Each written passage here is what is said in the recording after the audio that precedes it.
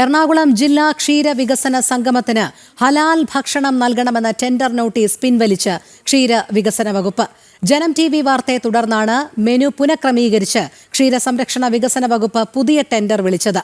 ജില്ലാ ക്ഷീരവികസന സംഗമത്തിന് ഹലാൽ ചിക്കൻ ബിരിയാണിയും ചിക്കൻ 65ഉം വേണമെന്ന ടെൻഡർ നോട്ടീസ് ചട്ടവിരുദ്ധമെന്ന് ജനം TVയാണ് ചൂണ്ടിക്കാട്ടിയത്. ഒക്ടോബർ 3-4 തീയതികളിൽ എറണാകുളം ജില്ലയിൽ നടക്കുന്ന ക്ഷീരവികസന സംഗമത്തിന് ഹലാൽ ചിക്കൻ ബിരിയാണി വേണമെന്നായിരുന്നു ടെൻഡർ നോട്ടീസ്. ക്ഷീരവികസന വകുപ്പ് ഡെപ്യൂട്ടി ഡയറക്ടർ സഫീന ഇറക്കിയ ടെൻഡർ നോട്ടീസ് ജനം TV വാർത്തയാക്കിയതിന് പിന്നാലെ പിൻവലിച്ചു. ജില്ലാ ക്ഷീരവികസന സംഗമത്തിന് ഹലാൽ ഭക്ഷണം നൽകണമെന്ന ടെൻഡർ നോട്ടീസാണ് പിൻവലിച്ച് ക്ഷീരവികസന വകുപ്പ് പുതിയ ടെൻഡർ നോട്ടീസ് പുറത്തിറക്കിയത്.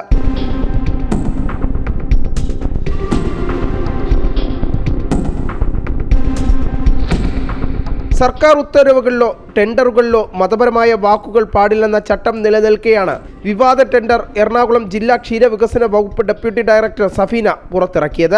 പോഞ്ഞാശ്ശേരിയിൽ നടക്കുന്ന പരിപാടിക്കായി ഈ മാസം 19 വരെ ടെൻഡർ നൽകണമെന്നായിരുന്നു ഉത്തരവ്.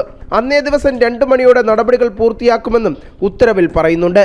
ജനം TV വാർത്തയാക്കിയതിന് പിന്നാലെ നോട്ടീസ് പിൻവലിച്ച് മുഖം രക്ഷിക്കാനുള്ള സമീപനമാണ് ജില്ലാ ക്ഷീരവികസന വകുപ്പ് നടത്തിയത്. വിനീഷ്, ജനം, തിരുവനന്തപുരം.